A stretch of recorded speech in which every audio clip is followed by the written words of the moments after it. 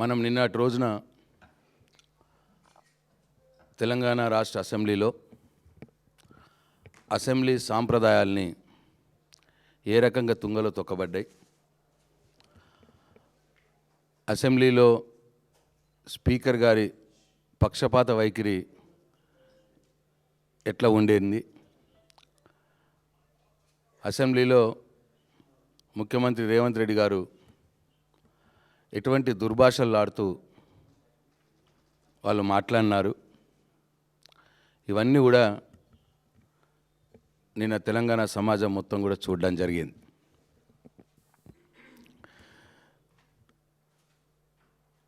దేశ శాసన వ్యవస్థలో కావచ్చు, పార్లమెంటరీ వ్యవస్థలో కావచ్చు, ఎన్నడూ కూడా లేనటువంటి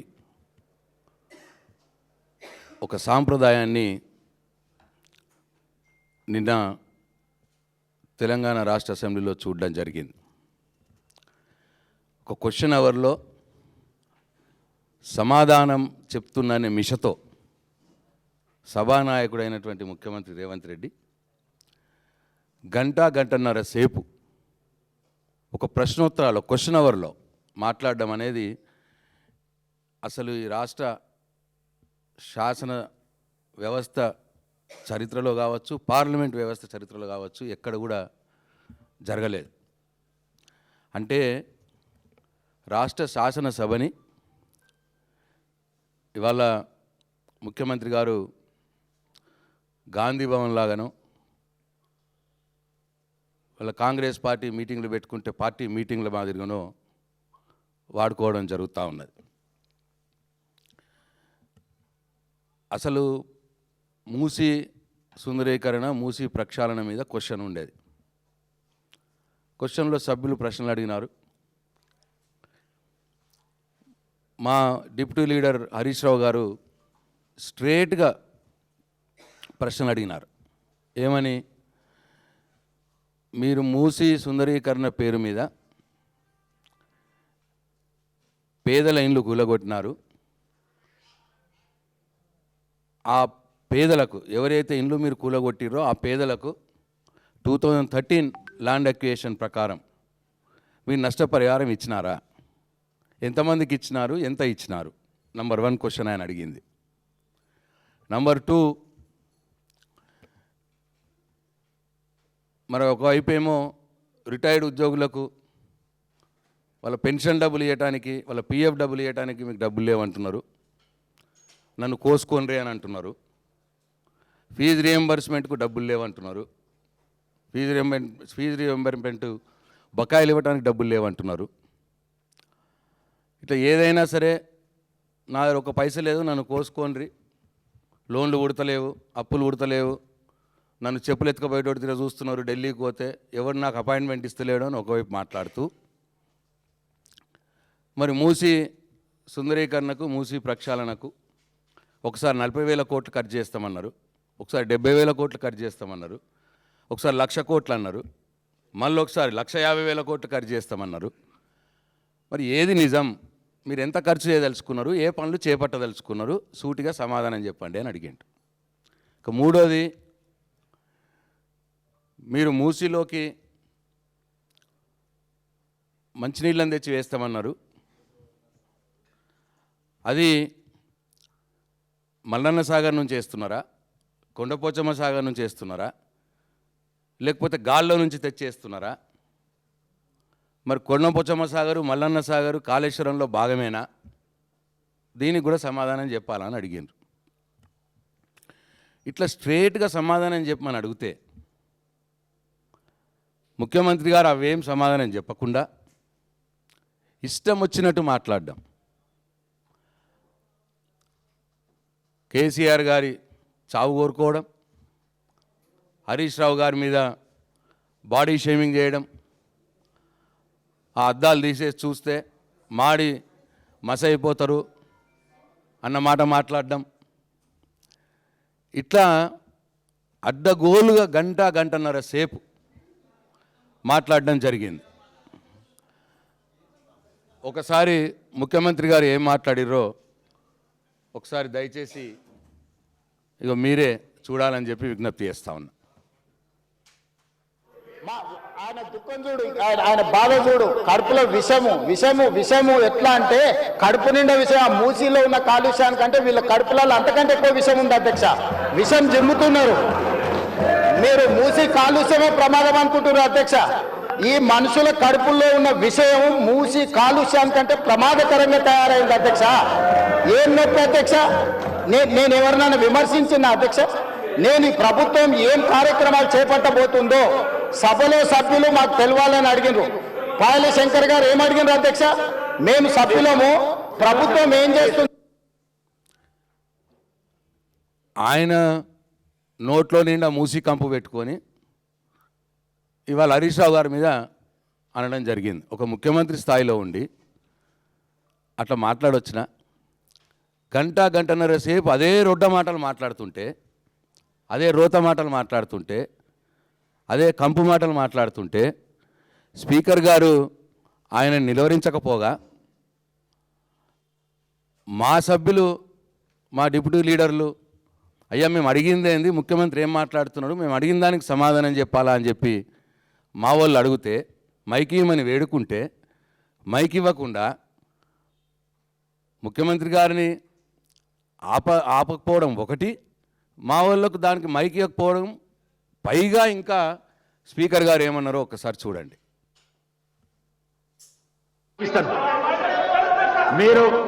మీరు ముఖ్యమంత్రిని విమర్శిస్తా అంటే నేను మైక్ ఇవ్వను. ముఖ్యమంత్రిని విమర్శిస్తా అంటే మైక్ ఇవ్వను. ప్లీజ్ మీరు కూర్చోండి. మళ్ళీ ఒకసారి పెట్టండి. మీరు ముఖ్యమంత్రిని విమర్శిస్తా అంటే నేను మైక్ ఇవ్వను. ముఖ్యమంత్రిని విమర్శిస్తా అంటే మైక్ ఇవ్వను. ప్లీజ్ మీరు కూర్చోండి. స్వయాన స్పీకరే శాసనసభలో ఆన్ రికార్డు ముఖ్యమంత్రిని విమర్శిస్తా అంటే మైక్ ఇవ్వను అన్నాక ఎక్కడి శాసనసభ, ఎక్కడి సాంప్రదాయాలు? ప్రతిపక్ష సభ్యులు ముఖ్యమంత్రిని, ప్రభుత్వాన్ని, వాళ్ళు చేస్తున్నటువంటి ప్రజా వ్యతిరేక పనుల్ని విమర్శించకపోతే ఏం చేస్తారండి? శాసనసభలో ప్రతిపక్ష పార్టీ సభ్యుల యొక్క రోల్ ఏంది, పాత్ర ఏంది? ప్రజల కోసం పనిచేయాలి ప్రభుత్వం. పేదల ఇల్లు కూలగొడుతుంటే మరి ప్రభుత్వాన్ని, ముఖ్యమంత్రిని విమర్శించకపోతే భజన చేయాలండి. బాగా చేస్తున్న ముఖ్యమంత్రి ఇల్లు ఇంకా కూలగొట్టు అని చెప్పాలనా ముఖ్యమంత్రికి? అదే మాట అడిగిండు మా హరీష్ రావు గారు. పేదల ఇల్లు కూలగొడుతున్నావు అని అంటే కూడా ముఖ్యమంత్రిని విమర్శించొద్దు అని అంటే, స్వయాన స్పీకర్ గారే అంటే ముఖ్యమంత్రిని విమర్శిస్తే మీకు మైక్ ఇయ్యను అంటే మరి ఇక మేము అసెంబ్లీకి పోయి ఏం లాభం? అటు ముఖ్యమంత్రి సభా సాంప్రదాయాలను తుంగలో తొక్కి ఎన్నడూ లేని విధంగా క్వశ్చన్ అవర్లో గంటసేపు మాట్లాడుకుంటా ఇష్టం వచ్చినట్టు రోతమాతలు మాట్లాడతాడు. దాన్ని స్పీకర్ గారు ఆపరు. మరి మాకు మా సమాధానం, మేము అడిగిన ప్రశ్నలకు సమాధానం రాలేదు అని మళ్ళీ ఒకసారి అడుగుదాము అంటే మాకు మైక్ ఇవ్వకుండా, పైగా ముఖ్యమంత్రిని విమర్శిస్తే మీకు మైక్ ఇవ్వను స్పీకర్ గారు అంటే అసెంబ్లీకి ఎందుకు పోవాలి మేము? అందుకే టీఆర్ఎస్ పార్టీ శాసనసభ పక్షం నిర్ణయం తీసుకున్నది. ఎందుకంటే ప్రజా సమస్యలను ప్రస్తావించడానికి అవకాశం లేదు మాకు. ప్రభుత్వం, ముఖ్యమంత్రి తప్పులు చేస్తుంటే ఆ తప్పులను ఎత్తి చూపడానికి మాకు అవకాశం ఇస్తలేరు, మైక్ ఇస్తలేరు. ప్రజల పక్షాన సమస్యలు అడుగుదాము అని అంటే మాకు మైక్ ఇయ్యరు. మరి అటువంటి సందర్భంలో మేము శాసనసభకు వెళ్ళి లాభం ఏంది? అందుకే ప్రజలందరికీ కూడా అర్థం కావాలి, తెలంగాణ సమాజానికి కూడా విషయం తెలియాలన్న ఉద్దేశంతో ముఖ్యమంత్రి గారి ఆ జగుత్సాకరమైనటువంటి వారి మాటలు శాసనసభలో ఏవైతే మాట్లాడుతున్నాడో దాని వైఖరికి నిరసనగా, స్పీకర్ గారి పక్షపాత వైఖరికి నిరసనగా, ముఖ్యమంత్రిని విమర్శిస్తే మీకు మైక్ ఇయ్యను అన్న మాట మాట్లాడినందుకు స్పీకర్ గారి పక్షపాత వైఖరికి నిరసనగా మేము నిన్న శాసనసభని ఈ సెషన్స్కు బైకాట్ చేయడం జరిగింది అని చెప్పి తెలంగాణ సమాజానికి మేము వినమ్రంగా మనవి చేసుకుంటా ఉన్నాం. ఇది చూసైనా సరే వాళ్ళ కనువిప్పి కలిగి వచ్చే సెషన్స్లోనైనా సరే ప్రతిపక్షాలకు సరైన సమయం ఇస్తారేమో అని చెప్పి ఆశతోటి ప్రజల సమస్యలు ప్రస్తావించే ప్రధాన ప్రతిపక్ష పార్టీ అయిన బీఆర్ఎస్ పార్టీ నాయకుల యొక్క శాసనసభ్యుల యొక్క గొంతు నొక్కరేమో అని కనువిప్పు కలుగుతుందేమో అని ఒక ఆశతోటి మేము ఈ శాసనసభ ఈ ప్రస్తుత సెషన్ని బైకాట్ చేసినాం తప్పిస్తే వేరే ఉద్దేశం కాదు అని చెప్పి నేను తెలంగాణ సమాజానికి మనం చేసుకుంటా ఉన్నాం. అట్లనే ఇలా పీపీటీ విషయంలో, పవర్ ప్లాంట్ ప్రజెంటేషన్ విషయంలో కాంగ్రెస్ పార్టీ ఎటువంటి ద్వంద్వ వైఖరిని అవలంబిస్తున్నదో కూడా తెలంగాణ సమాజానికి మీ ద్వారా మేము తెలియదలుచుకున్నాం.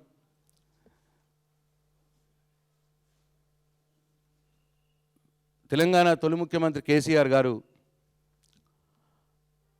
కాళేశ్వరము అట్లనే పాలమూరు రంగారెడ్డి ఈ ప్రాజెక్ట్స్ మీద శాసనసభలో పవర్ పాయింట్ ప్రజెంటేషన్ ఇవ్వడం జరిగింది 2016లో.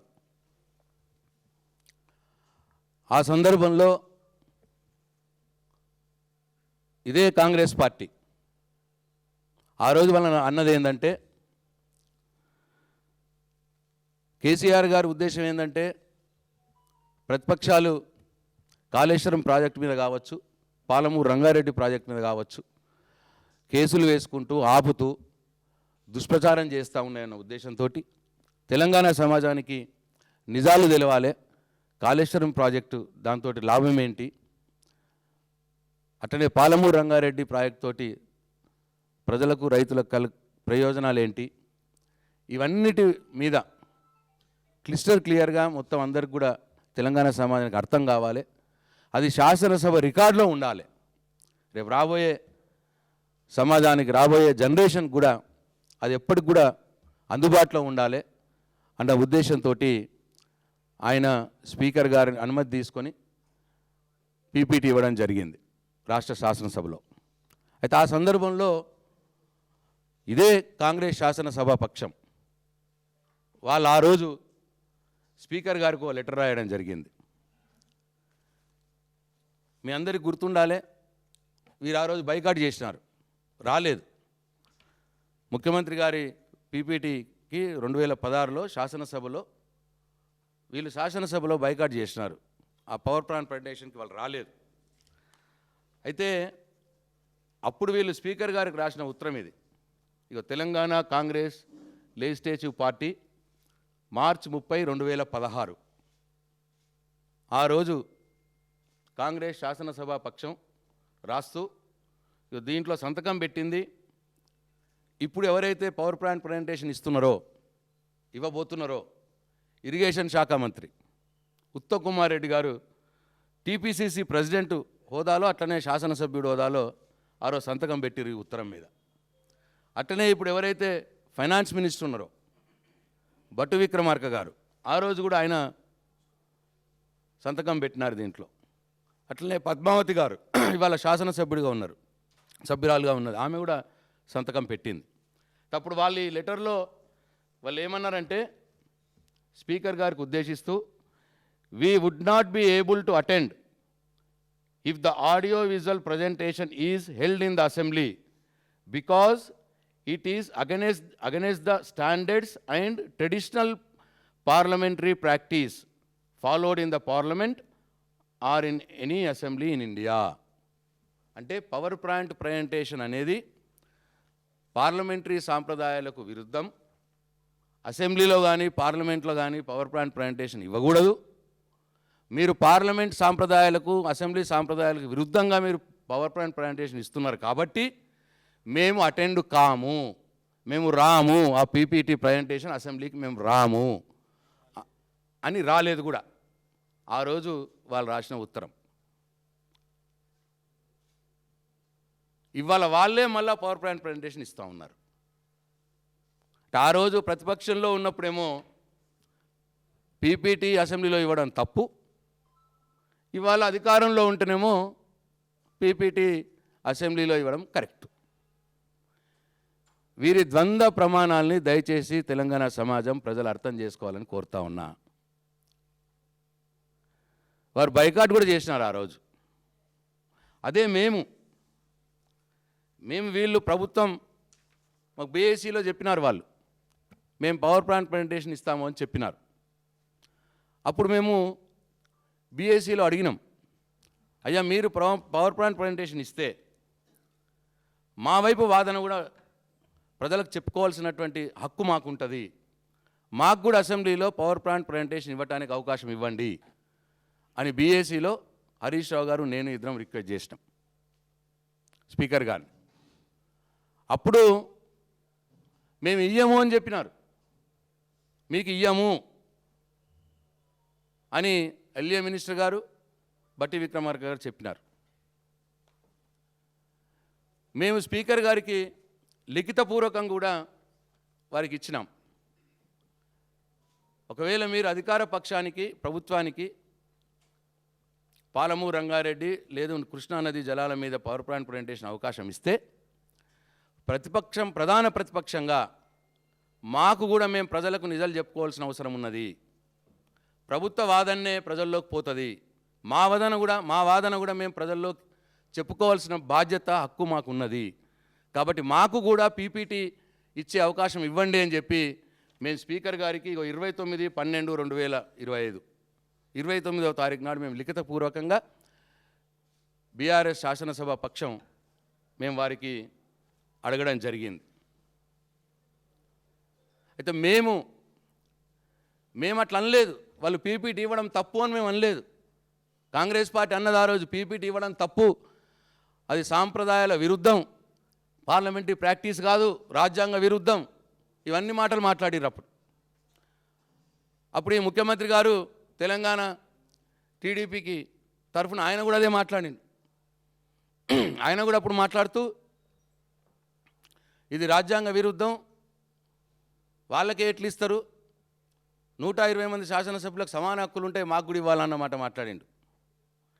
వీళ్ళేమో బట్టి విక్రమార్క గారు ఉత్తమ్ కుమార్ రెడ్డి గారు మెయిన్గా ఇప్పుడు ఉత్తమ్ కుమార్ రెడ్డి గారు పీపీటీ ఇస్తూ ఉన్నాడు. ఇవాళ ఎవరైతే పీపీటీ అసెంబ్లీలో ఇస్తున్నాడో ఆయననే ఇది సభా సాంప్రదాయాలకు విరుద్ధం అని లెటర్ రాసినాడు స్పీకర్ గారికి. కానీ మేము అట్లా అంటలేం, ఇవ్వండి మీరు పీపీటీ ప్రజెంటేషన్ మీరు ఇవ్వండి, ప్రజలకు చెప్పండి, కానీ మా వాదన కూడా చెప్పుకునే అవకాశం మాకు ఇవ్వండి అని చెప్పి మేము స్పీకర్ గారిని కోరినాం. ఇది కాంగ్రెస్ పార్టీకి బీఆర్ఎస్ పార్టీకి ఉన్న తేడా, దయచేసి గమనించండి అని చెప్పి మేము కోరుతా ఉన్నాం. కాబట్టి మేము స్పీకర్ గారి యొక్క పక్షపాత వైఖరికి నిరసనగా, ముఖ్యమంత్రి గారి యొక్క జగుత్సాకరమైనటువంటి వాడినటువంటి పదాలకు నిరసనగా ప్రధాన ప్రతిపక్ష సభ్యులైనటువంటి మాకు మాట్లాడే అవకాశం ఇవ్వకుండా మాటిమాటికి మైకులు కట్ చేస్తున్నందుకు నిరసనగా మేము నిన్న సెషన్స్కు వాకౌట్ చేసడం తప్పిస్తే వేరేది కాదు. మా బాధను అర్థం చేసుకొని ఇకనైనా ఈ ప్రభుత్వానికి కనుపి కరుగుతుందేమో అని చెప్పి ఆశతో ఉన్నాం.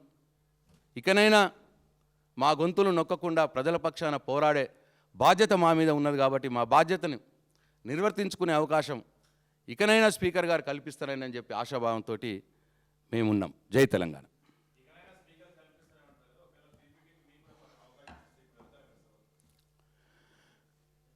ఇప్పుడు వాళ్ళు పీపీటీకి మాకు అవకాశం ఇస్తాం రమ్మంటే మాకు ఎన్ని అవమానాలు ఎదురవుతున్నా సరే మా ఉపనాయకుల మైకులు ఇష్టానుసారంగా కట్ చేస్తూ స్పీకర్ గారు ముఖ్యమంత్రి గారిని విమర్శిస్తే నీకు మైక్ ఇయ్యము అని చెప్పి ఓపెన్గా ఆయన అసెంబ్లీ సాక్షిగా ఆన్ రికార్డ్ ఆయన అంటున్నా మాకు అది బాధ కలిగించిన వారు మమ్మల్ని అసెంబ్లీలో ఎన్ని ఇబ్బందులు పెట్టినా మమ్మల్ని ఎంత అవమానం చేసినా ప్రజల కోసం మేము అవమానం భరిస్తాం. మాకు కూడా పీపీటీ ఇచ్చే అవకాశం ఇస్తే అవమానాలను దిగమంగుకొని అధికార పక్షము ముఖ్యమంత్రి గారు మమ్మల్ని ఇష్టం వచ్చినట్టు తిడుతున్నా అవన్నీ కూడా దిగమంగుకొని స్పీకర్ గారు మా గొంతు నొక్కుతున్నా అవన్నీ కూడా మేము దిగమింగుకొని ఒకవేళ స్పీకర్ గారు తన వైఖరి మార్చుకొని ముఖ్యమంత్రి గారు తన వైఖరి మార్చుకొని మాకు పీపీటీ అవకాశం ఇస్తే మేము ప్రజల కోసం ఈ ఒక్క పీపీటీకి మాత్రమే వెళ్తాం. ఈ సెషన్స్లో వేరే దానికి పోం. ఒకవేళ పీపీటీ అవకాశం ఇస్తే ఈ ఒక్క పీపీటీ దానికే సెషన్కి వెళ్తాం. ప్రజల కోసం, ప్రజలకు నిజాలు తెలవాలనే ఉద్దేశంతో మాత్రమే వారు ఎన్ని అవమానాలు చేసినా దిగమింకొని వెళ్తామని చెప్పి మనం చేస్తా ఉన్నాం.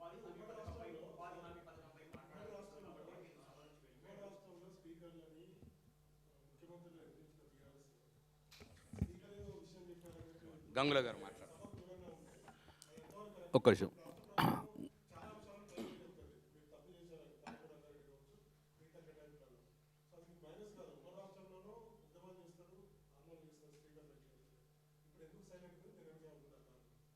గౌరవ పత్రికా సోదరులకు నమస్కారం. 2009లో నేను మొదటిసారి ఎమ్మెల్యేగా ఉన్నా. అప్పుడు ఉమ్మడి రాష్ట్రంలో కూడా మాకు ఇన్ని అవమానాలు ఎదుర్కోలే. ఆ రోజు స్పీకరు కిరణ్ కుమార్ రెడ్డి గారు మొదటి స్పీకర్. తదనంతరము కిరణ్ కుమార్ రెడ్డి ముఖ్యమంత్రి అయిన తర్వాత నాదెండ్ల మనోహర్ గారు స్పీకర్గా ఉండే. మా అందరికి కూడా అవకాశం వచ్చింది. తెలంగాణ ఉద్యమాన్ని సమర్థవంతంగా నడిపినాం. అసెంబ్లీలో తెలంగాణ వాదాన్ని బాహ్య ప్రపంచానికి చెప్పినాం. తెలంగాణ ఉద్యమానికి వేదికగా మేము అసెంబ్లీ చేసిన కూడా ఏ రోజు మమ్మల్ని నిర్బంధం చేయలే మనోహర్ గారు. ఎందుకంటే మాకు స్వేచ్ఛనిచ్చిండు. ఒక మాట అనేవాడు, ఇక్కడ ఉన్న ఎమ్మెల్యే అందరూ కూడా రాజ్యాంగపరంగా గెలిచిన ఎమ్మెల్యేలే, చట్టపరంగా గెలిచిన ఎమ్మెల్యేలే, కాబట్టి అందరికీ హక్కులు ఉంటాయని చెప్పేసి మాకు ఆ వాయిస్ ఇవ్వడం జరిగింది. మరి ఉమ్మడి రాష్ట్రంలో ఉన్న మా గొంతును ఈ ప్రప్రతంగా ఈరోజు తెలంగాణలో స్పీకర్ గారు మా గొంతు నొక్కుతాడు. మళ్ళీ పాత రోజులు జ్ఞాపకం వస్తున్నాయి. ప్రణయ్ భాస్కర్ గారు తెలంగాణ ఉద్యమం అంటేనే కూడా గొంతును తెలంగాణ అనొద్దు, మీరు తెలంగాణ అనే వర్డ్ అనవడద్దు, వెనుకబడిన కులాల ప్రాంతం అంటేనే మైక్ ఇస్తా, లేకుండా మైక్ కట్ చేస్తా అని ఆ రోజు ధిక్కరించింది మేము విన్నాము. ఇప్పుడు కల్లారా చూస్తున్నాం. మేము 10 సంవత్సరాలు కేసీఆర్ గారు ముఖ్యమంత్రి ఉన్నప్పుడు అందరికీ స్వేచ్ఛని ఇవ్వాలి అని చెప్పేసి అద్భుతంగా జానారెడ్డి గారు కానీ, ఉత్తమ్ కుమార్ రెడ్డి గారు కానీ, శ్రీబాబు గారు బట్టి ఎంతసేపు మాట్లాడినవడం అంతసేపు అవకాశం ఇచ్చారు. కానీ ఏ రోజు ఒక్క స్పీకర్ గారు అనుచిత వ్యాఖ్యలు చేయలేదే. ఈరోజు మమ్మల్ని ఏమంటాడు నిన్న స్పీకర్ గారు, మీరు మాట్లాడితే కట్ చేస్తా అంటాడు. నేను స్పీకర్ గారిని సూటిగా అడుగుతున్నాను, గతంలో ఉన్న స్పీకర్ గారిని వాళ్ళ పనితీరును మీరు చూడండి, చూసి దయచేసి అట్లా వ్యవహరించండి. లేదా ఎజెండా పంపినట్టే మాకు కూడా అందరికి ఆన్సర్లు పంపండి. ఇదే మాట్లాడాలి, ఇది కన్నా ఎక్కువ మాట్లాడితే నిర్బంధం చేస్తాం, 1975లో చేసినట్టు ఎమర్జెన్సీ ప్రకటించమని చెప్పేసి అలానే మీరు మాకు ఏం మాట్లాడడం ఆన్సర్ పంపించండి. మీకు మాకే ఆన్సర్ పంపండి, అట్లే మాట్లాడతాం. మీకు అంతకనే ఏం చేస్తాం మేము? ఈరోజు ఈ దుస్థితికి తీసుకొచ్చిన మీరు, మేమైనా నామినేటెడ్ ఎమ్మెల్యేలా? మేము అందరం చట్టపరంగా, ప్రజాస్వామ్యబద్ధంగా, రాజ్యాంగపరంగా ప్రజలచే ఎన్నుకోబడిన ఎమ్మెల్యేలు మేము. మీరు మా గొంతు నొక్కే హక్కు మీకు లేదు. మీకు ఎక్కడ ఆ గొంతు నొక్కే హక్కు? మీ స్పీకర్ పర్మనెంట్ చైర్ కాదు కదా మీది.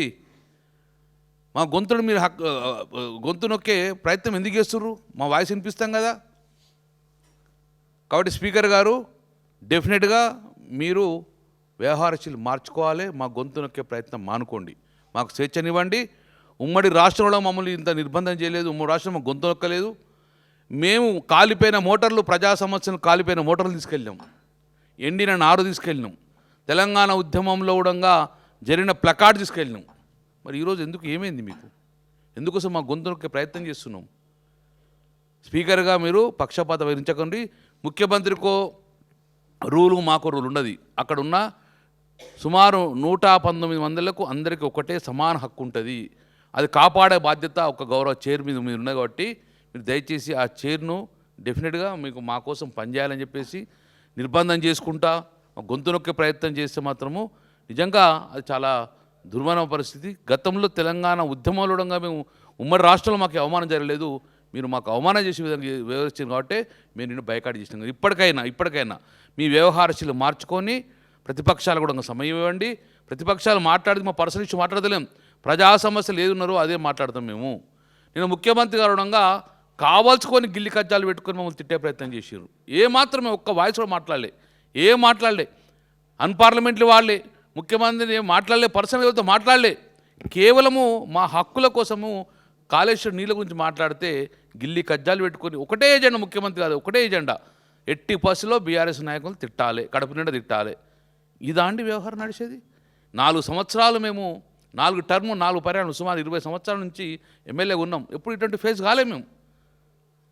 ఎప్పుడంగా ప్రేమానందంగా ఎప్పుడంగా ఇలాంటి తిట్లు తిట్టే వ్యవహారం లేదు. చంద్రబాబు అపోజిషన్ ఉన్నప్పుడు రాజశేఖర్ ముఖ్యమంత్రి ఉన్నప్పుడు ఎప్పుడు ఇటువంటి పరిశుజాలం వాడలే. ఫస్ట్ టైం ఇంత పరిశుజాలం వాడుకుంటా ఒక శాసనసభ్యులంగా అవహేళన మాట్లాడడం అనేది చాలా బాధాకరము. నాట్ ఓన్లీ తెలంగాణ సమాజానికి ఈ నడిచే వ్యవహారాన్ని కూడా భారతదేశంలో మన వ్యవహారం చూడంగా ముక్కును వేలేసుకుని పరిస్థితి వచ్చింది. అలాంటి అవమాన పరిస్థితి తీసుకురావద్దని చెప్పే స్పీకర్ గారు దయచేసి ఇప్పటికైనా మీరు గతంలో ఉన్న స్పీకర్ గారు నడిపిన పనితీరును చూసి మీరు ఆ రకంగా పోవాలని చెప్పేసి మేము అన్నీ రిక్వెస్ట్ చేస్తున్న దాన్ని బుల్డోజ్ చేస్తాము, మీ మైక్ కట్ చేస్తాము అనేది మీకు హక్కు లేదు. మైకు మా ఇట్లే మీరు ఎస్క్యూఎన్ ఒక క్వశ్చన్ 2.5 గంటలు మాట్లాడతారా? ఉన్నది ఎక్కడన్నా? మీరే 1 అవర్ అంటారు. నువ్వు వేరే ఫామ్లో రావచ్చు కదా, దాన్ని తీసుకోవచ్చు కదా, తీసుకురారు. ఎజెండా కూడా మాకు నిన్న మొద్దులు ఇస్తారు. ఎజెండా ఎప్పుడన్నా 1 డే ముందు వస్తుందా? ఎజెండా సేమ్ డే వస్తుందా? ఎప్పుడు మేము చదువుకుంటాం? ఇవన్నిటి కూడా స్పీకర్ గారు మీ వ్యవహారశీలు మార్చుకొని అందరికి సమాన హక్కులు కల్పిస్తేనే ఆ పీఠంకు గౌరవం ఇస్తాం. మేము కూడా అదే గౌరవంగా మీతో ఉంటామని చెప్పి ఇప్పటి కూడా మేము అదే గౌరవం మీకు ఇచ్చినాము. ఆ గౌరవాన్ని మీరు కాపాడుకోవాలని చెప్పేసి మేము స్పీకర్ గారు చెప్పడం జరుగుతుంది.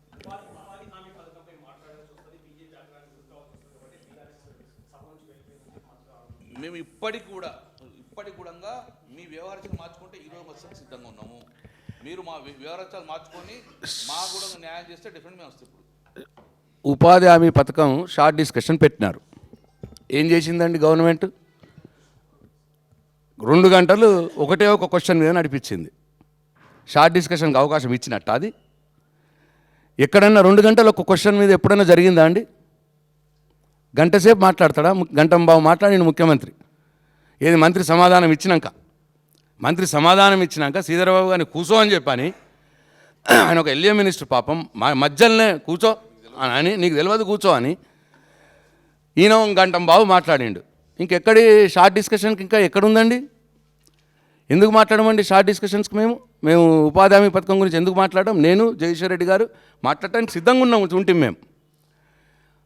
మీరు ముఖ్యమంత్రి గురించి మాట్లాడితే మేము మైక్ ఏమో అని కట్ చేస్తాము అన్నాక ఇంకా ఏం ముఖం పెట్టుకొని ఉండాలడా? ముఖ్యమంత్రి గారికి భజన చేసుకుంటా కూర్చోవాలన్నా మేము? ఆయన ఏం మాట్లాడితే దానికి మేము సపోర్ట్లు కొట్టుకుంటా భజన చేసుకుంటా కూర్చోవాలన్నా మేము? ఆ భజన చేస్తే దానికి కూడా మైక్ వేయవచ్చు.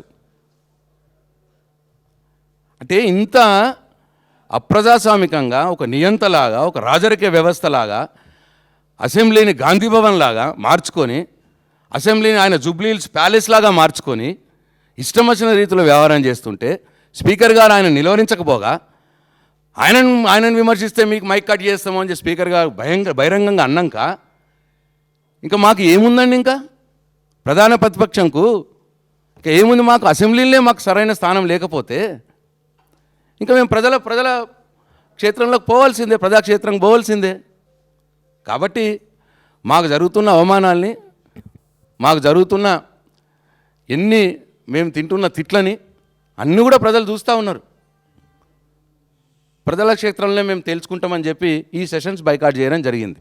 వచ్చే సెషన్స్ అన్నా వాళ్ళకి బుద్ధి తెచ్చుకొని వాళ్ళు కొద్దిగా కనువిప్పగలిగి కొంతలో కొంతైనా ప్రజాస్వామ్యాన్ని కాపాడే ప్రయత్నం చేస్తారేమో అని చెప్పి ఆశాభావంతో ఉన్నాం. Thank you.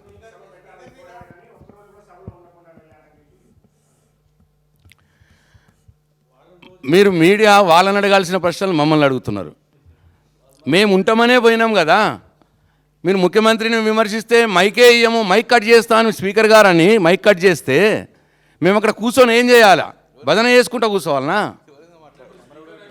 ఏం మాట్లాడాలి? ఎవరి మీద మాట్లాడాలి? ఇద్దరిది, ముఖ్యమంత్రి గారిది, సభానాయకుడిగా ముఖ్యమంత్రి గారిది, స్పీకర్ గారిది, ఇద్దరి బాధ్యత. సభా సాంప్రదాయాల్ని తుంగలో దొక్కుతున్నారు ఇద్దరు కలిపి. Thank you.